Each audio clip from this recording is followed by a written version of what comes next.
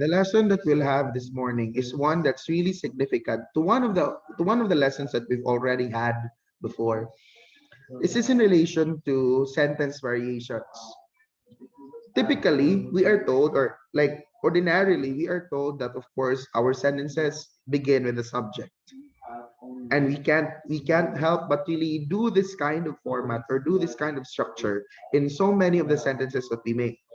Because again, that's what we've been naturally inclined into making. That's the natural structure, that's the regular structure that we've been most of the time oriented into.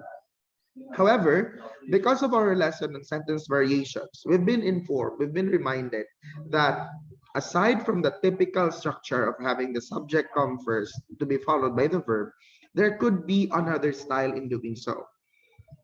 This brings us to another way of creating statements such that we are going to do the process of embedding. We are going to embed something in a statement. Last time with lesson 7, we've brought ourselves into the context of using conjunctions to build the concept of adding one clause in another clause. However, the clauses that we had last week, the ones that we added to the sentence, were regular declarative clauses. They were regular declarative clauses. And when I say that there were regular declarative clauses, we can trace that to how they've been naturally or originally crafted. They were just clauses, natural and declarative in nature. The concept of embedding that we have for this week is anchored in the idea that there is a type of sentence out there that needs to be restructured such that there's an attempt that these could be embedded. There's a chance that they could be embedded. And what do we mean when we embed that type of sentence? Plain and simple, we put it inside another statement. So now, this lesson that we have this week talks of putting one sentence inside another sentence. It's not just a clause, but an entire sentence itself being placed inside another sentence.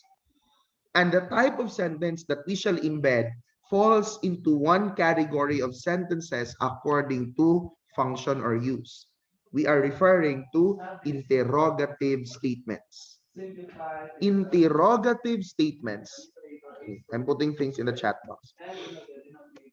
Interrogative statements are, of course, questions. They are questions. When you were with me in grade 8, this lesson actually came out. And then there were two forms which I introduced to you in relation to the context of embedding questions. The first one is the original question form. Familiar? The original question form follows a particular format. When I say original question form, this is that form of the interrogative statement that really ends with a question mark. Therefore, the original question form is not embedded yet. It's not yet made for embedding. Because again, this question form is one that ends with a question mark. This also reminds us of the two types of questions. There are two main types of questions. The first one is the information question. Information questions are those that ask for specific information. How are they made? How are they crafted? They begin with a WH, and of course, you also have the word how. So in terms of structure,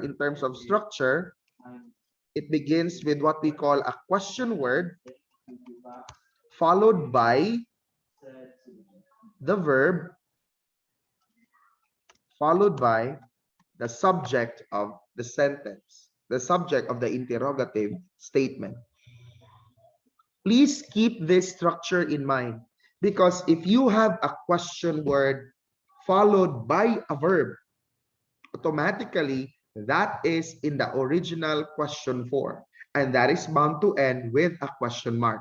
For example, a question or an interrogative statement that goes like this.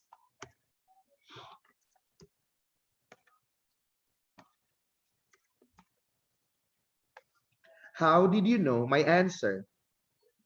If you look at how did you know my answer as the original question form, you can dissect this into the parts that constitute the interrogative statement, and we shall determine whether it's one that is in the original question structure or not. What is the question word?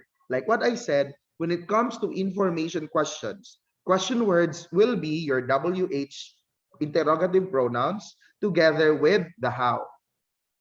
So in this example, our question word is, wait, I'm typing it.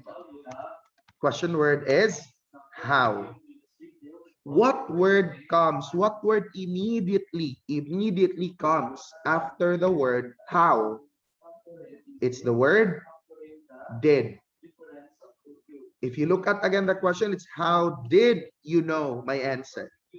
The word did comes immediately after the question word how. And did is a verb. What comes after the word did? Immediately after it, you could see the word you. And you is the subject found in that interrogative statement. Familiar of that structure? How do you call in lesson 6? How do you call a sentence where the verb comes before your subject? I'd like to call king. How do you call it?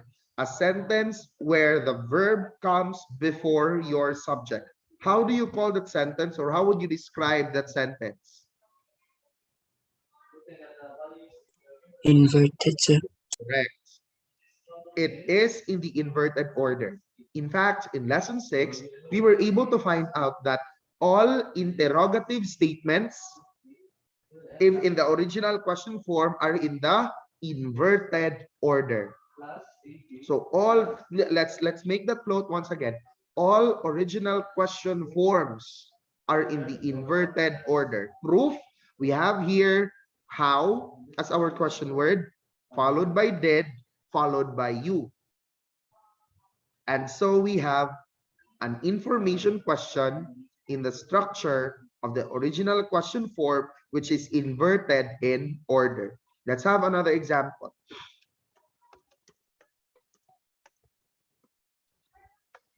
Original question form. When are we going to leave? What is our question word here? Jacob. When. When, correct. What is the verb? Kent.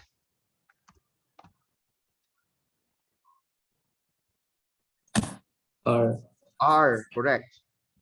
What is the subject? Corinne.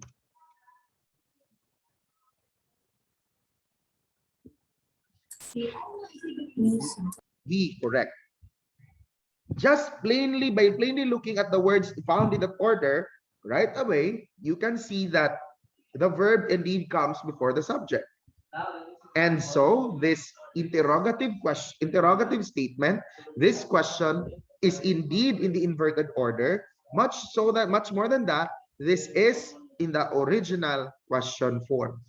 Because as said, the original question form begins with a question word, it's followed by a verb, and the verb is followed by the subject. Any question regarding the original question form of an information question?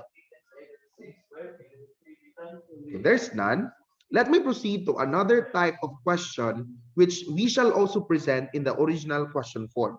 I'm referring to the affirmation question. Affirmation questions don't ask for specific information. In fact, logically speaking, there are two available options as answers for the affirmation question, what are these options then? Yes and no. Correct. Affirmation questions are questions answerable with a yes or a no. If you give it a yes, that's it. It doesn't have to really be so specific on of the information that you're trying to pick out. If you give it a no, it's the same story. There's anything particularly specific about the answer that you're trying to solicit in that question.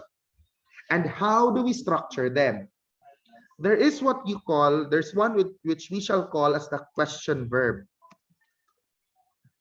And that question verb is followed by your subject. Still, if you look at this structure, this remains to be in the inverted order. Because again, the simple goal of for a statement in the inverted order is to make sure that the verb appears first. The subject comes next to your verb. In this affirmation question, in the original question form, the question verb, which is a verb, appears first.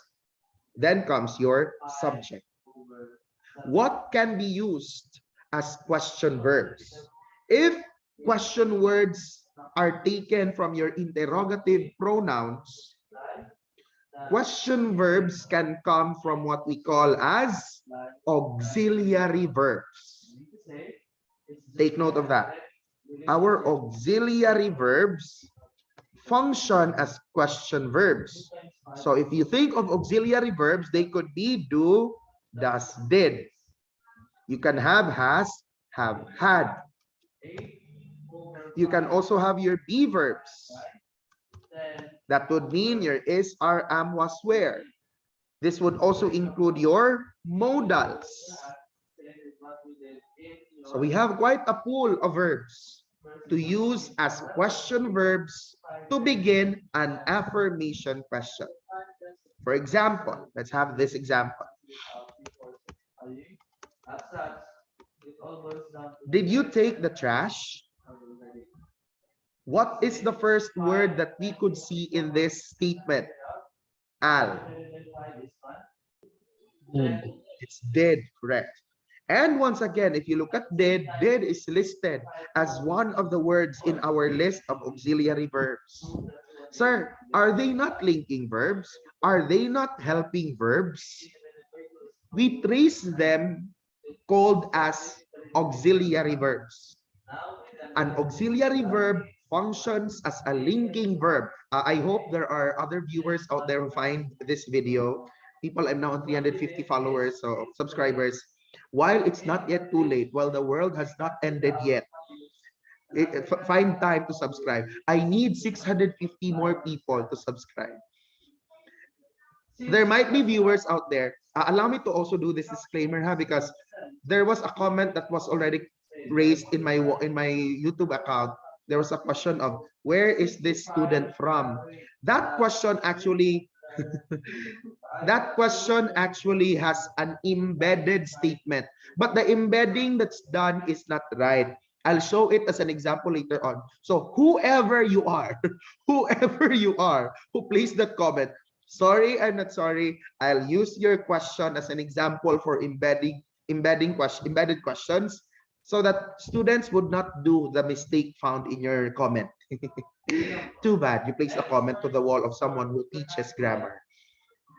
To whosoever finds this video, I'd like to remind the world, because I've been met a number of times by that question. Is it do and a link? Sorry, not do that, not do, does, and did. Isn't is a linking verb? Isn't are a linking verb? Take note, linking verbs are auxiliary verbs. Has, sir. Has is not a helping verb originally. Has is an auxiliary verb. They can only function as helping verbs. They can only function as linking verbs when we put them in a sentence.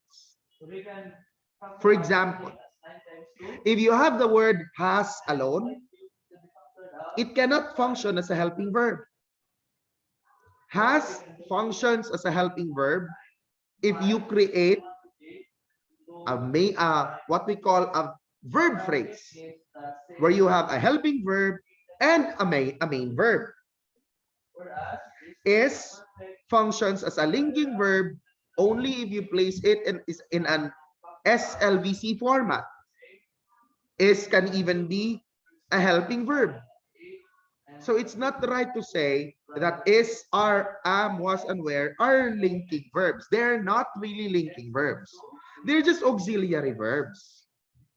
And their function depends later on what you do with them as you use verbs in sentences. The same goes with all other verbs. Do, does, did. They're not helping. They're not linking. They're just auxiliary. And whatever we do later on comes to be a different story. Now we go back to, did you take the trash? It's good that Al found out, of course, it's quite obvious that our verb here comes to be the first word in the sentence. It's a verb used to introduce a question. It's a verb which begins a question. That makes it a question verb.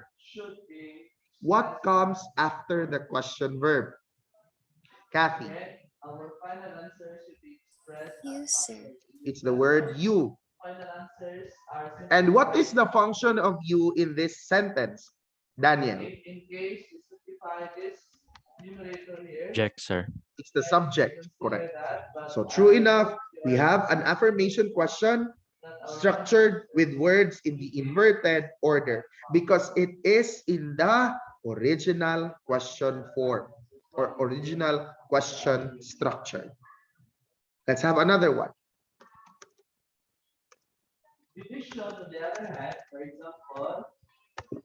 Have you left a note for her? The verb appears first, and that verb is the verb have. The subject is still you. It just so happens that the subject here is still you. By the way, allow me to clear things out. Allow me to clear things out. If you look at the chat box, because viewers might be listening to this and they might give a comment later on that's quite disagreeable to the future listeners of this video and to the students of this call, let me clear it out. If you look at the messages that I sent in the chat box, di ba I typed did? I typed the word verb. Then beside that is a colon and I placed a verb that appears before the subject. Of course, I'm aware that the complete verb, like you bring your attention to the statement that goes, how did you know my answer? I'm fully aware that the verb there is not just really did, but the verb there is knew. A combination of did and know. In the sentence that goes, when are we going to leave? The verb there is are going, not just are. In the sentence that goes, did you take the trash? The verb is took, not just did. And for the last statement, have you left a note for her? The verb is have left and not just have. But why is it that I only picked out single word answers like have, did, and are? It's because I'm really pointing out there the verb that comes before the subject. Please do not think that the verb is just have. The verb is have left in the last sentence. However, I just picked out have to really establish the idea that what came out first in the sentence is a verb. If I placed have left as a word as the verb in your notes, it would come out that the words that appeared before you, before the subject are have left, which in the question does not happen to be true. So for purposes only of identifying the verb that comes before the subject, I just have to make use of the helping verb, the auxiliary verb. Just the auxiliary verb. Questions regarding the original question form of interrogative statements. When you were with me in grade 8, we call that the OQF. the original question form. We gave that a term. Let's now have another form. The form which puts an interrogative statement ready for embedding. So this is now what we refer to as the translated question form. The goal of the translated question form is to bring the group of words into the natural order. Natural order now, which means that in terms of structure, your information question, let me begin with the information question. The structure of it should be question word, followed by the subject, then comes your verb. And in terms of your affirmation question, let me just type this in right away. It will not anymore, for affirmation questions, the structure will not anymore be with a question verb first. It will start with the subject to be followed by the verb. But there are particular words that we shall use for affirmation questions.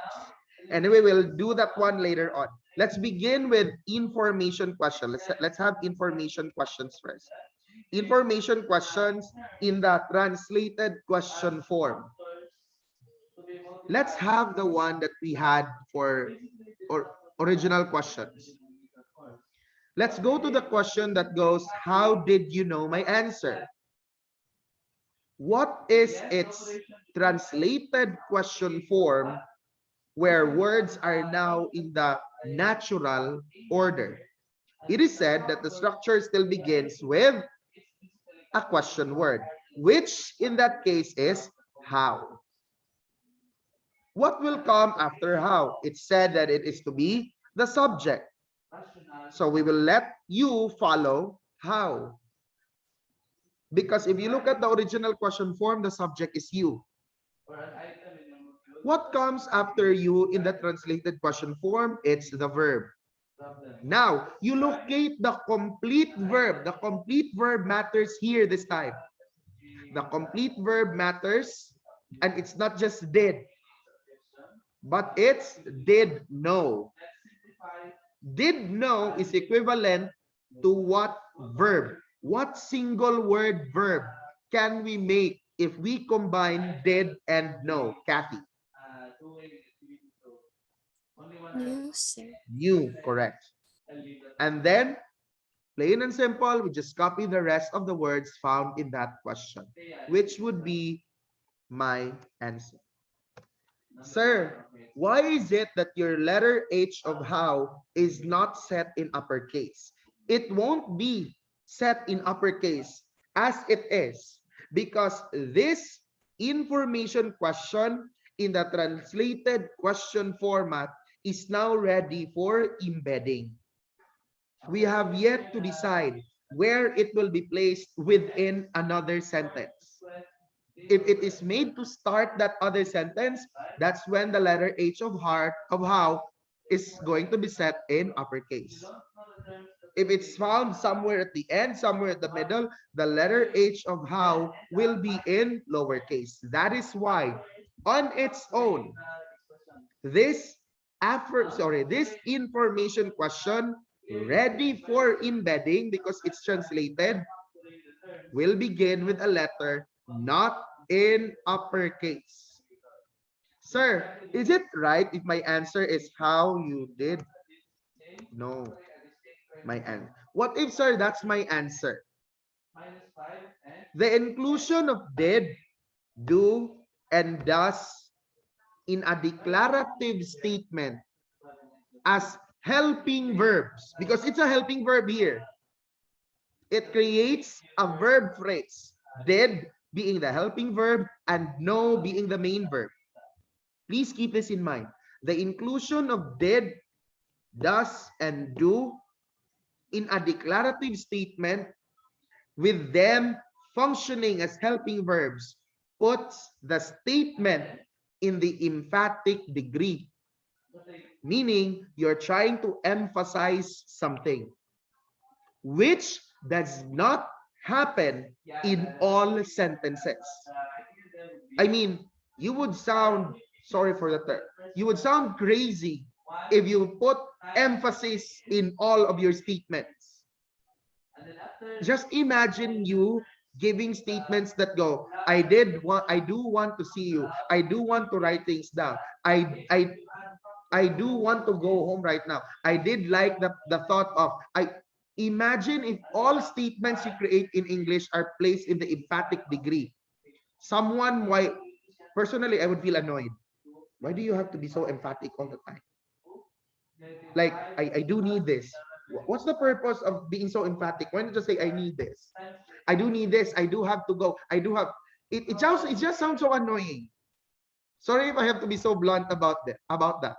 It just sounds so annoying that you have to be so emphatic in all of your statements. The emphatic purpose of delivering a statement is, the emphatic way of delivering a statement should be purposeful.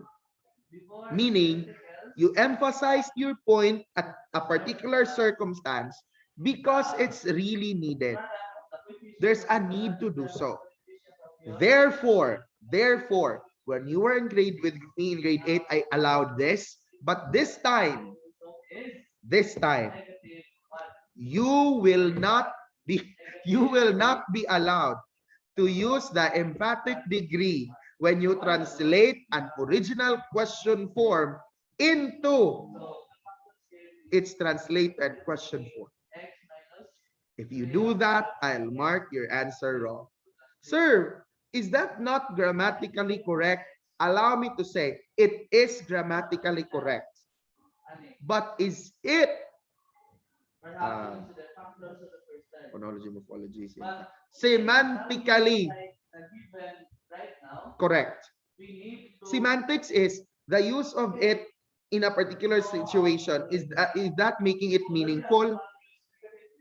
Is there a good use of meaning? Or does it provide a good or meaningful use of the sentence or of the word in the sentence? Because again, the emphatic way of delivering statements needs to be purposeful. There is a reason, a good reason at that, when you use the emphatic degree. Thus, for my STs, for the QE, see the last translated question form, the one that goes, how you did know my answer? That will be marked wrong. The correct one is when you combine did and the verb. And so you'll arrive at a verb that goes knew. Let's have another one. Let's do does.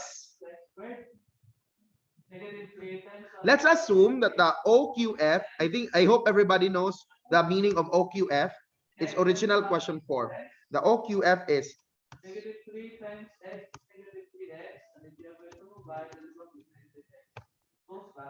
does he need my help?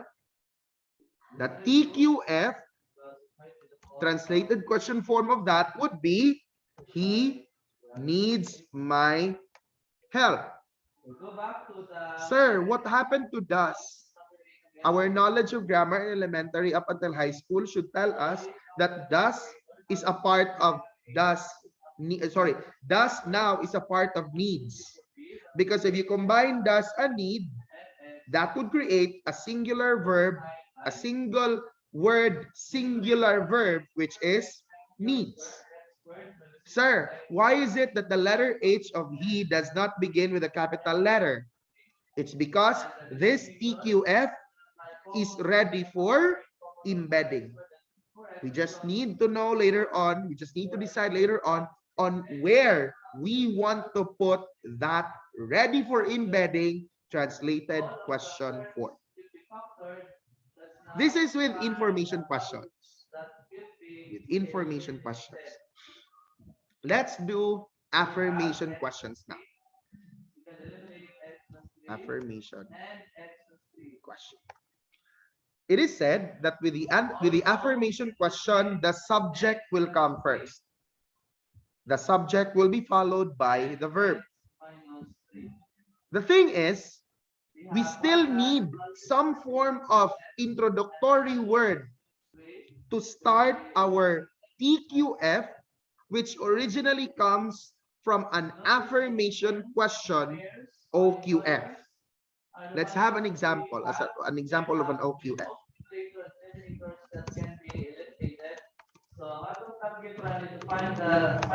Is he ready for the fight? Take note, our question verb is. Our subject is he. In the original question format, this is in the inverted order as the verb comes first. In the translated question form, the subject will come first. And so we shall have a blank first half. There will be for the OQF, for the TQF, we will have a blank, and then the blank will be followed by he, followed by is, and the rest of the words follow. The TQF is there. He is ready for the fight. Putting aside the blank for now, you look at the words that come after the blank. You have he. Indeed, we have a subject first. You have is, so we have the verb that comes after the subject. Now, this TQF is in the natural order. Sir, what is the blank for? The blank is an opportunity for you to place 3 possible words as options. There are 3 options here. The first option is the word if. The second option is the word whether. The third option is the word that. So you get to choose any among those 3. As for the use of if, I think it's fine. I think there's nothing much to remember if you use if, except that it presents a conditional. I mean, there's the conditionals don't play much here. They don't. It's just that you're presenting the situation. That if clause presents the situation. At least you just have to remind yourselves, if the verb in my conditional is simple present, my options are the verb in the complete statement where I'm embedding the question should either be simple present for the present real conditional or simple future for the future real conditional. Hello, sir, you're bringing back conditionals. Yes, they're brought back because of if. Because of if. Sir, what about whether? The only thing that I'd like to remind you, the most important thing that I'd like to remind you in the use of whether is that it presents another option. There should be another option available when you have the word whether. In most times, whether is paired with the expression or not. That's commonly the practice. So you can have our TQF completed as whether he is ready for the fight or not. Others would have it as whether or not he is ready for the fight. If I were you, I'd choose if. Why? You just might forget or not. You just might forget the other available option. And if you use whether and you forget the other option, that will make your TQF incorrect. It really comes out as a requirement that in the use of whether, another option, another alternative, another choice should be presented, even if it's not found in the original question form. If you look at the OQF, is he ready for the fight? There's only one option there. I mean, the statement presents only one scenario, that the person is being asked of for his readiness of the fight. If you use whether in the TQF, you are presenting 2 possibilities now. The person is ready and the person is not ready. So once again, if you ask me which one I'll use, I'll go with if. The third option is the word that.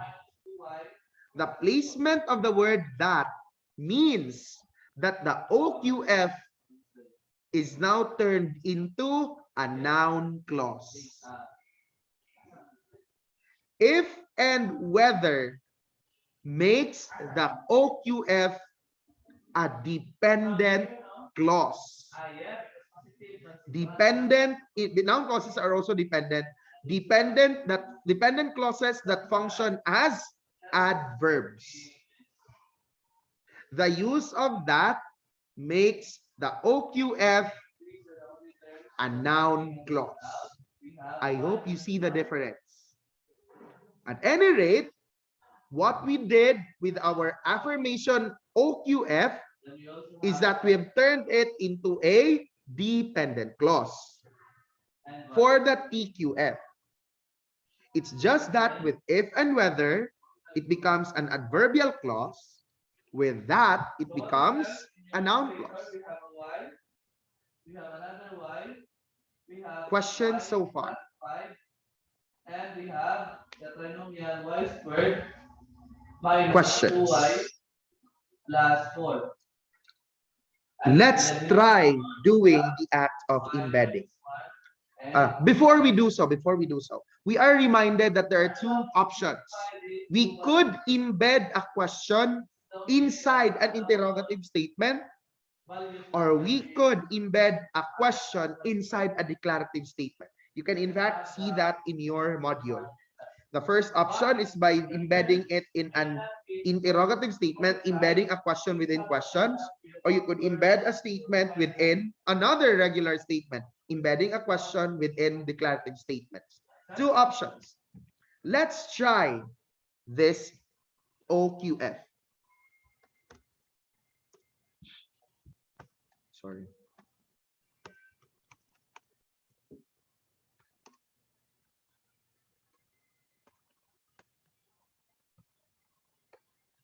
Will there be a new TV show tonight? OQF. Why is it in the why is this in the why did I call that QOF? How about you answer Acronym pa. number 8 of activity 1? Number 8 of activity 1. Wait. Do number 8 of activity 1. There. Why is this in the original question 4, Jacob?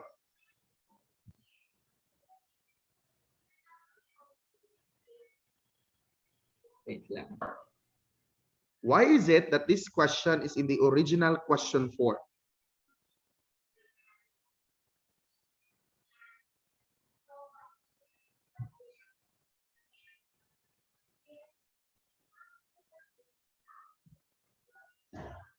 Jacob, if you don't mind, I'll give the floor to go. Thank you, sir. Go. Ken, what about you, Ken? What say? Why is it in the original question 4? I think because will comes before the subject, sir. Okay. The structure. Look at the structure, people. The structure matters. That's why I placed it in the chat box. The structure of this question is that it begins with a verb. A question verb. Will is a modal. And if you look at the list of auxiliary verbs, I've listed modals under them. This modal has been used to introduce a question, and so it becomes a question verb. What comes after will is? What comes after will? Is it the subject?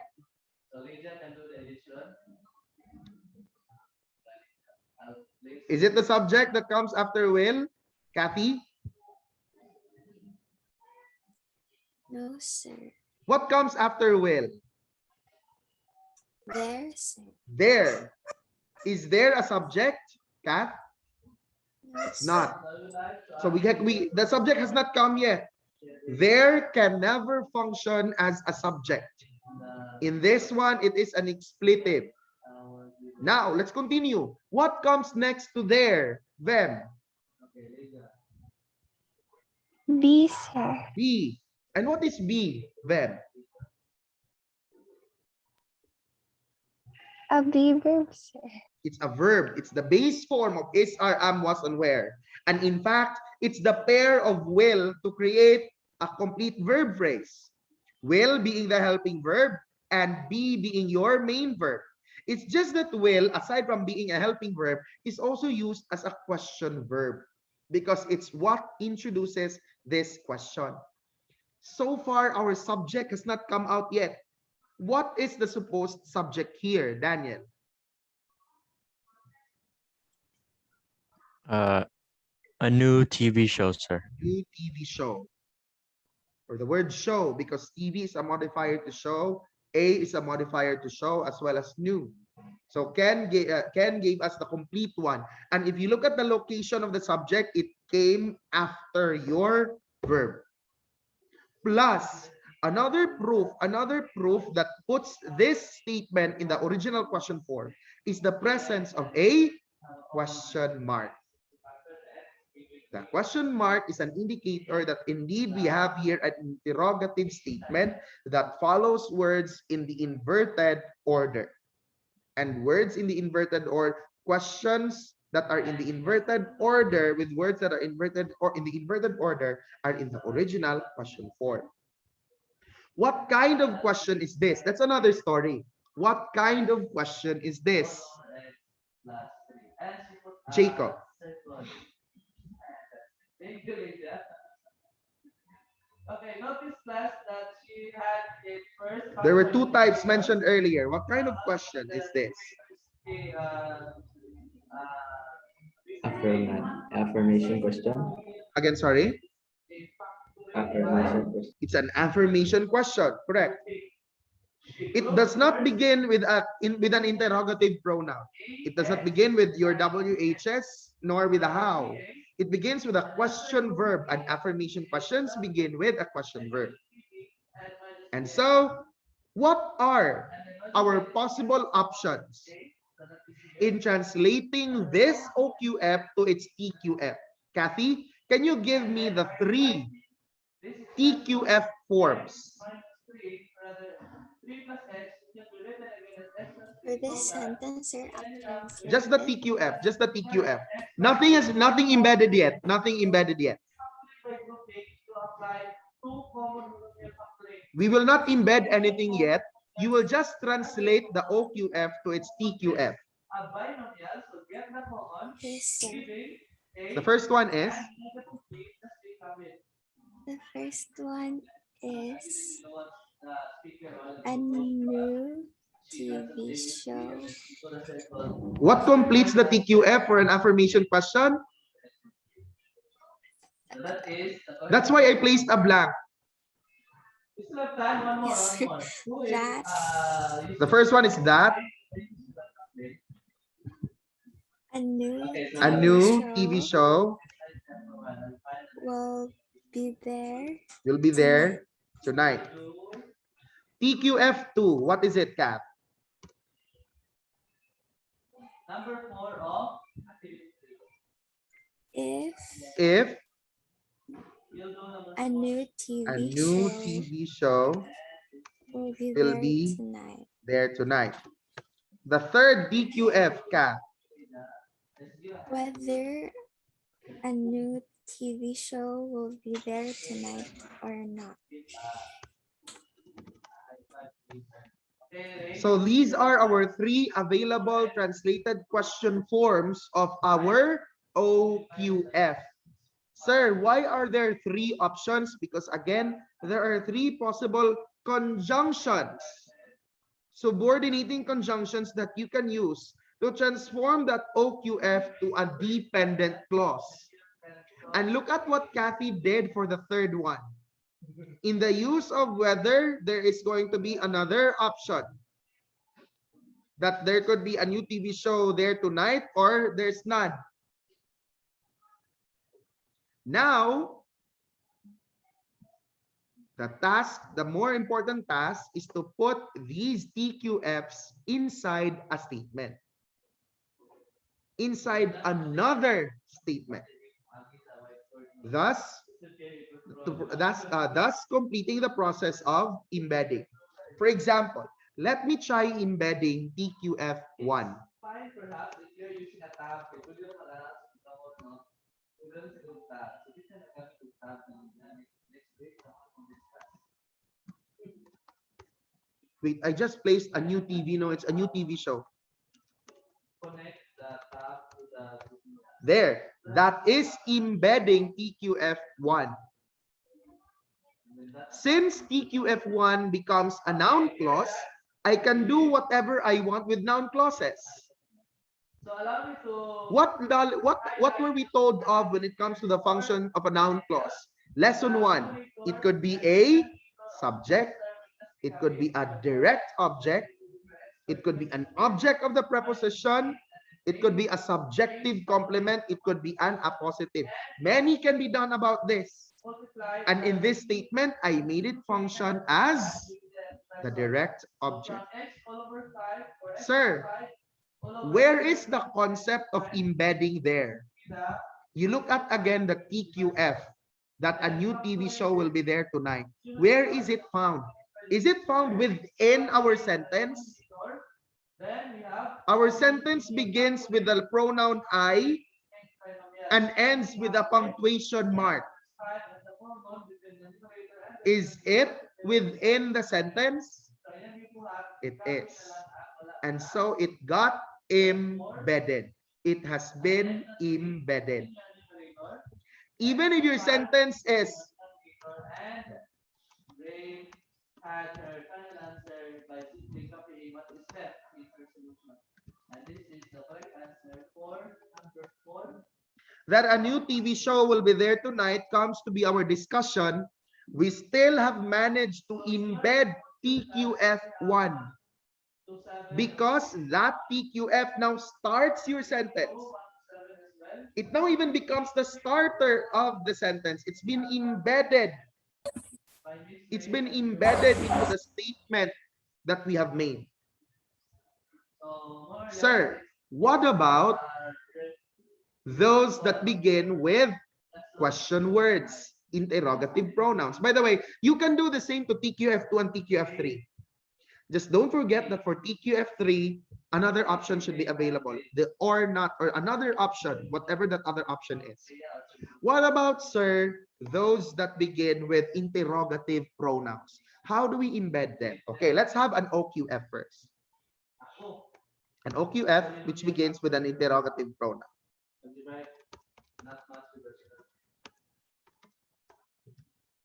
So that would be the What is the reason for your absence? That's our OQF. any questions? Our question word, our interrogative pronoun is what?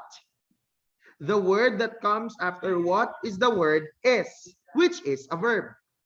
As well as The word that comes after the word is reason, and that is your subject, the being a modifier to reason. And so what is its TQF form? What is its translated form? Al? What the reason is for your absence? Correct. What the reason is for your absence. Sir, is it all right if my TQF is... Sorry. from the book will be number 9. If there are no questions today, we can take to the 11. Wait, ha? Is it all right if that's my TQF, sir? What the reason for your absence is? It's fine. It's all right. Why? Because that is in the understanding that for your absence is a modifier to reason. And so you're really placing it close to the word reason. Remember the general rule on modifiers and head words? As much as possible, we want to put the modifier very close to the word it is trying to modify. And this one is still acceptable. The movement of the verb does not disrupt the meaning of the statement at all because the verb is not a modifier. At whatever your TQF here is, our goal is to still embed this in a sentence.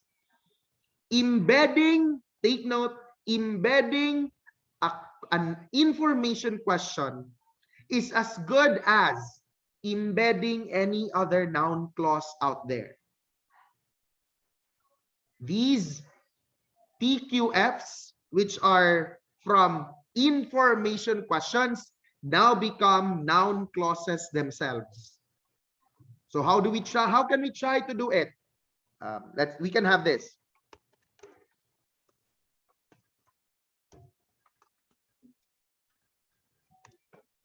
I want to know what the reason is for your absence. That's one possible way of doing it. Or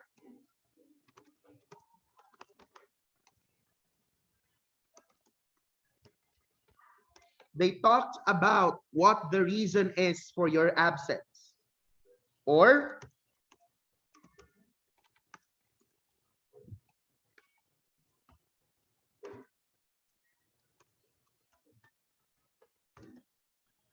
what the reason is for your absence needs to be valid.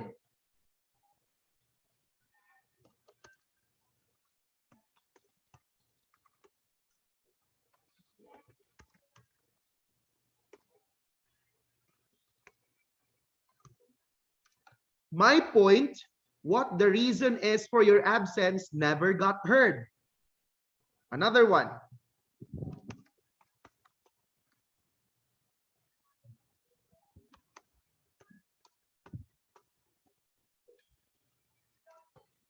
The topic is what the reason is for your absence. What did I do with my 5 sentences? Look at what I did to the noun clause. First sentence, I want to know what the reason is for your absence. I want to know what. So the noun clause functions as a direct object. Second sentence, they talked about what the reason is for your absence. What word can you find before our TQF? Al. Sir, What word can you, in the second sentence, what word can you find before our TQF? preposition. It's a preposition, correct? Meaning, our TQ, how do you call Al our TQF? Object of the It's the preposition. object of the preposition. Second function of a noun clause. Third sentence, what the reason is for your absence needs to be valid. Vem, what is the function of our TQF in the third sentence? It functions as a subject, sir. It's the subject, another function of a noun clause. Fourth sentence, my point, what the reason is for your absence never got heard. Kid, what's the function of the TQF in the fourth sentence? It functions as an appositive, sir. A positive. The last, number 5, the topic is what the reason is for your absence. Daniel, what's the function of the TQF in number 5? Subjective complement. It's a subjective complement, correct? See, the information question, OQF, which got translated into the TQF form, is made to function as a noun clause. However, my examples here so far are in the context of embedding a question in a declarative statement. You can, of course, as presented in option 1, the first type, embed a question in another question. For example,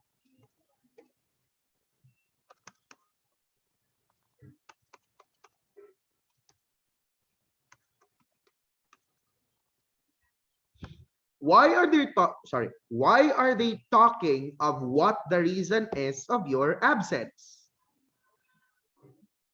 The TQF is not the question anymore. The TQF is just part of a question. It got embedded in another question. Another one.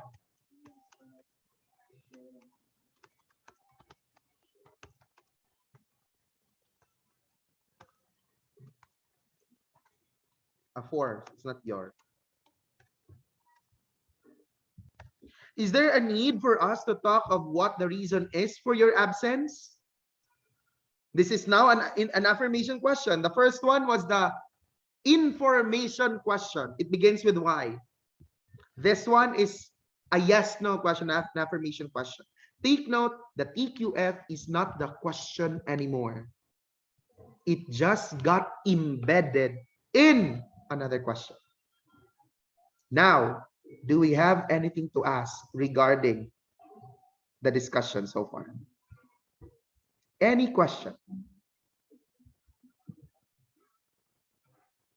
I'm so honored, people, because earlier we reached a number of 22 participants.